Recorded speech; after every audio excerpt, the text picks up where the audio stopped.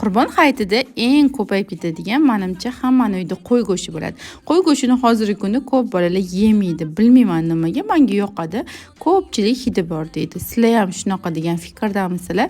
Bugun qo'y go'shtidan shunaqa taom tayyorlaymiz. Birinchi piyozlarni sovuramiz va go'shtlarimizni yaxshilab yuvib solib, uni ustidan bir qoshiq shunaqa tomat solib, yana ozgina qovuramiz va bir kun oldin ivitib qo'ygan no'xatlarimizni solamiz.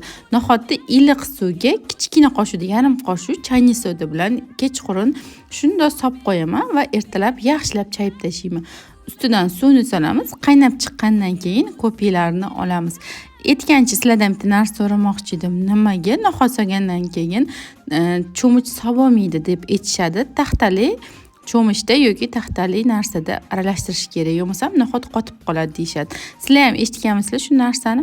Bilmadim. Har doim men ham o'shandan keyin temir cho'mich solmaydigan bo'lganman. Ko'piklarni olib tashlaymiz va gazni pasaytirib 2 soat qaynatamiz. 2 soatdan keyin 2 ta kartoshka va 2 ta sabzini shunaqa chiroyli ko'pik-ko'pik qilib sovuramiz va yana 1 soat qaynagandan keyin bemalol dasturxonga tortsalar bo'ladi. Videoni oxirsini ololmadim, sababi ketib qoldim mehmonga.